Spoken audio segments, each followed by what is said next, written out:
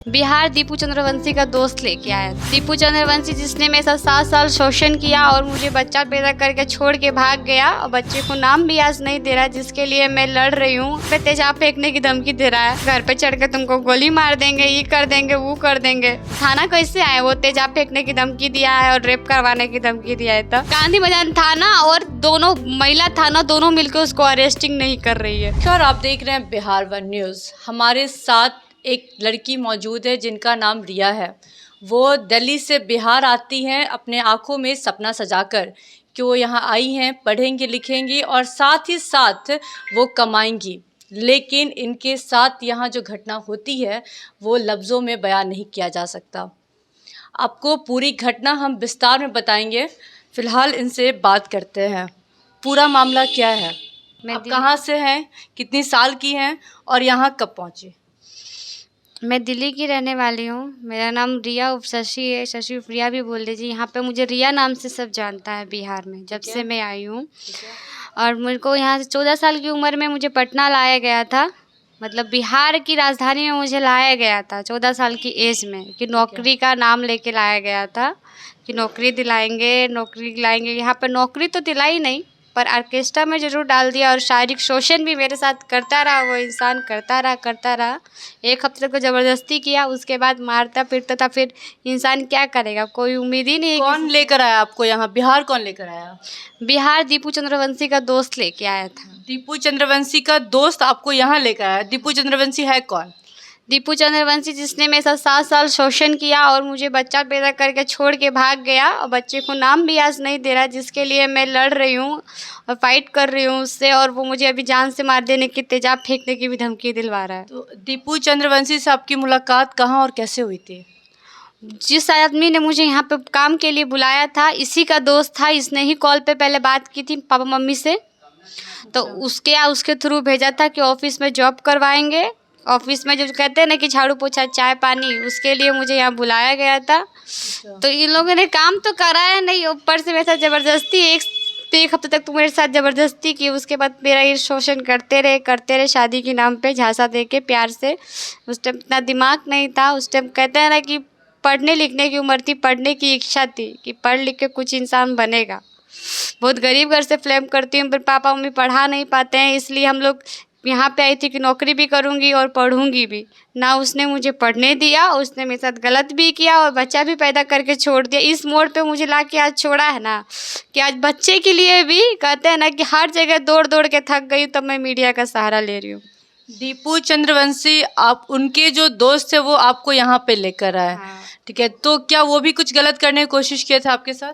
गंदी नीयत तो सबकी थी, पर हाँ गलत किसी ने नहीं किया, उसी ने किया मेरे साथ। जो कुछ किया सब उसी ने किया, ज़बरदस्ती किया हो, कुछ भी किया। स्टार्टिंग में ज़बरदस्ती किया, फिर शादी का झांसा दिया, फिर प्यार से फुसलाने लगा, फिर ऑर्केस्ट्रा, जो भी कुछ किया है उनके दोस्तों ने कुछ नहीं किया, पर इसने ज़रूर किया है, दीपू चंद्रवंशी ने। हाँ।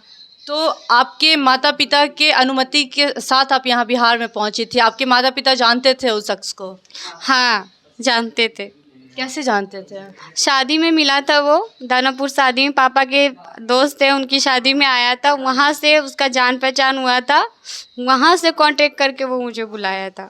तो आपके माता पिता उस पर भरोसा करके आपको दिल्ली से बिहार भेज दिए? माता पिता को तो पता भी नहीं था कि बेटी के साथ ये वो हो रहा है। माता पिता को तो अब मालूम चला है। तो पिछले 7 सालों से आप बिहार में हैं, आपके पेरेंट्स ने कांटेक्ट करने की कोशिश नहीं की? 2 साल तक तो उसने मेरे पेरेंट्स से, कहते हैं सामने सामने बैठ के बात करवाई, बात नहीं करने देता था पेरेंट्स से, बिल्कुल नहीं बात करने देता था। 2 साल तक तो मुझे बिल्कुल बात नहीं करने दिया। तो आपके पेरेंट्स बिहार नहीं है, आपसे मिलने की कोशिश नहीं की? नहीं। और 2 साल बाद मुझे एक बार घर भेजा और मैं सोची कि बताऊं पेरेंट्स का केस ऐसा मेरे साथ वहाँ हो रहा है, पर नहीं, वहाँ भी मुझे धमकी दी गई कि मार देंगे, ये कर देंगे, गोली मार देंगे किसी को बोलेगी तो। हम गरीब फैमिली से बिलोंग करते हैं, हम क्या कर सकते हैं। इसमें तो कहते हैं ना कि बड़े बड़े आदमी भी इसमें शामिल है। अच्छा, बड़े आदमी शामिल है, जैसे कौन? भाई भाई बोलती थी, वो भी इसमें शामिल है। अच्छा, नाम क्या है उस शख्स का? मेरे को वो धमकी भी 2-4 बार दे चुके हैं। अच्छा, वो आपको मारने, क्या हाँ, नाम है? नाम नहीं बोलना चाहती हूँ, वो मुझे 2-4 बार धमकी दे चुके हैं कि मीडिया में आके ऐसे बोल रही है, घर पे चढ़ के तुमको गोली मार देंगे, ये कर देंगे, वो कर देंगे। तो जब आपको ये सब धमकी दी जा रही है तो आप अपना फरियाद लिखकर थाने पहुंची हैं? थाने पहुंचने की कोशिश की, वहां पे जाकर मिलने की कोशिश की? हाँ, थाना में एक बार आवेदन दे के आई थी, मीठापुर थाना में। वहाँ पे कोई एक्शन नहीं मिला और 2 बार मैंने परिवार को भी कॉल किया, वो भी बोले कि अब दोबारा आइए थाना। दोबारा कैसे आए थाना जब यहाँ पे तेजाब फेंकने की धमकी दे रहा है। तो आप बस एक बार थाने गई हैं? हाँ, एक बार आवेदन लेके थाना गई हूँ। एक सबसे पहले तो मैंने 112 नंबर पे कॉल किया जिस टाइम मुझे धमकी आई। उसके घर पे पुलिस गई, आईओ गए, वो छापामारी किया, वो इंसान नहीं मिला। उसके अगले दिन थाना पहुँची, थाना में आवेदन दिया। सर के पास आवेदन गया होगा कि नहीं गया होगा, थाना में मुंशी आवेदन लिया, सर को दिया होगा कि नहीं दिया होगा, मैं दे के आ गई। और फिर सर से मेरी बात लगा, 2 बार मैंने बात की है और दोनों बार कोई एक्शन नहीं। बार बार बुला रहे थाना ही। थाना कैसे आए? वो तेजाब फेंकने की धमकी दिया है और रेप करवाने की धमकी दिया है। तब महिला आयोग में जाने की कोशिश की? महिला आयोग में लेटर दिया है, वहाँ से लेटर वापस आ गया। जब थाने गई थी तो वहाँ की जो पुलिस थे उनका व्यवहार कैसा था आपके प्रति? पुलिस का व्यवहार कहते हैं कि जब से मैंने केस किया है ना, पुलिस का व्यवहार बेकार ही है। मीठापुर थाना को तो नहीं बोलूँगी, वहाँ पे मेरा आवेदन लेके बस सुनवाई नहीं की है। महिला थाना और गांधी मैदान थाना, जहाँ भी मैंने केस, दोनों थाने में केस किया हुआ है, उन दोनों का व्यवहार बिल्कुल बेकार है मेरे प्रति, बिल्कुल बेकार है। आए दिन आपको धमकी देती है और गोली मारने का, तेजाब फेंकने का, कैसे आपको फ़ोन करता है वो शख्स? हाँ, फ़ोन भी करके धमकी, 2 बार तो कॉल डिटेल भी है, वो भी मैं आपको सुना दूंगी पूरे मीडिया में आके। और वॉइस रिकॉर्डिंग भी मुझे धमकी दी गई कि तेजाब फेंक देंगे, गोली मार देंगे। इतनी गंदी गंदी गाली, भद्दी भद्दी गाली दिलवाता है वो मुझे। सब चीज़ का रिकॉर्डिंग प्रूफ है मेरे पास। तो अभी कहाँ है वो शख्स?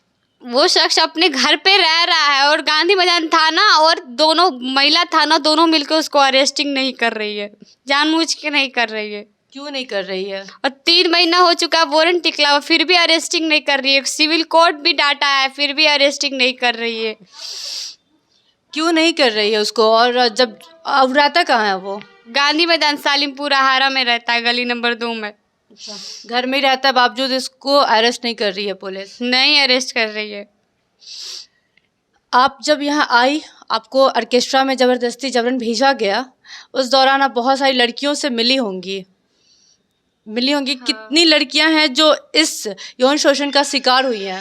5 लड़कियां तो मेरे पास ही हैं, पर वो मीडिया में नहीं आना चाहती है। बहुत 5 लड़के कहते हैं ना कि बच्चा अबॉर्शन करवा देता है और शादी भी नहीं करता है और फिर उसको छोड़ भी देता है, ऊपर से उसको मारता भी है, उस पर से उसकी कमाई भी खाता है। 5 लड़कियां तो ऐसी मेरे पास है। और भी लड़कियां हैं लिंकअप में। 100 लड़कियां मेरी लिंकअप, जितनी भी जान पहचान है 7 साल से, जितना भी डांस कर रही जान पहचान तो है, 100 लड़कियों से जान पहचान है। पर वो लड़कियां मेरे पास अभी तक आई नहीं है जिनके साथ गलत हुआ है। और बहुत केस महिला थाना के अंदर भी दबे हुए हैं। महिला थाना कोई एक्शन नहीं लेती है। लड़की के साथ गैंग रेप भी होता है, कोई एक्शन नहीं लेती है। तो लड़कियां अपना जाती हैं लेकर, जो भी समस्या होता है उसको थाने में जाती हैं, आवेदन देती हैं? हाँ, करी भी है, कंप्लेन की भी है, कोई एक्शन नहीं। बावजूद इसके कोई कार्रवाई नहीं होती है? कोई कार्रवाई नहीं होती है और केस दबा दिया जाता है, फाइल नीचे दबा दी जाती है। वो मेरी फाइल है, बच्चा के लिए हर जगह घूम घूम के, एसएसपी ऑफिस, डीआईजी ऑफिस, महिला आयोग, हर जगह घूमी हूँ। मुझे कहीं से भी कोई उम्मीद नहीं मिली, तो कोर्ट से हल्की मुल्की उम्मीद मिल रही है कि वहाँ से मुझे इंसाफ मिलेगा। और अब मीडिया के आगे आना पड़ रहा है कि पुलिस नहीं सुन रही है, पुलिस कार्रवाई नहीं कर रही है। पुलिस कार्रवाई नहीं ले रही है, इसलिए आप मीडिया के सामने आ रही हैं। हाँ। अब सरकार से क्या चाहती हैं? सरकार से यही चाहती हूँ, देखिए सर, ऑर्केस्ट्रा कोई गलत चीज़ नहीं है, डांस करना कोई गलत नहीं है, पर जो लोग गलत नज़र से देखते हैं, हम लोग डांस करने जाते हैं, जहाँ भी जाते हैं वहाँ हमारे साथ बदतमीजी क्यों होती है? हमको कोई क्यों छेड़ता है? हमारा क्यों हाथ कोई पकड़ता है? हमको क्यों कोई गोदी में उठा लेता है? इसको बंद कीजिए। अच्छा, इस तरह की बातें होती रहती हैं आपके साथ? हाँ, होती रहती है, हर कहीं प्रोग्राम में होती है। गंदी गंदी भद्दी भद्दी गाली देता है। क्यों देता है? हम नाच ही तो रहे, नाच के ही तो खा रहे हैं, शरीर हिला के खा रहे हैं, कुछ गलत नहीं ना कर रहे हैं। हर किसी का काम होता है, कहते हैं काम कोई छोटा बड़ा नहीं होता, धंधा हर किसी का होता है। आज मेरा है, हम रिपोर्टिंग कर रहे हैं, इनका प्रोफेशन है, ये अपना नाच रही है, इसमें क्या गलत है? इनको शिकायत इस चीज़ से है कि जब ये कुछ कर रही होती है उस बीच में लड़के इन्हें छेड़ते हैं और गलती इसमें आपकी है जो आप ये चीज़ देखते हैं और बर्दाश्त करते हैं। और मुख्यमंत्री नीतीश कुमार जी, आप महिला सुरक्षा की बात करते हैं, महिला को सुरक्षित रखने की जब भी आपका कोई प्रोग्राम होता है, बिना महिला के कोई भी आपका लाइन कंप्लीट नहीं होता है। कहाँ गया आपका कानून व्यवस्था, कहाँ गई महिला सुरक्षित है? यही महिला सुरक्षित है। और आपका कानून व्यवस्था का भी ये जो लड़की है रिया, जो दिल्ली से बिहार आई है, वो आपके कानून व्यवस्था का पोल खोल रही है। देख लीजिए, यही है बिहार में कानून व्यवस्था। जो जाती हैं तो इनसे इस तरह से व्यवहार किया जाता है। फिलहाल के बातचीत में इतना ही। आगे तमाम खबरों के लिए देखते रहें बिहार वन न्यूज़। शुक्रिया।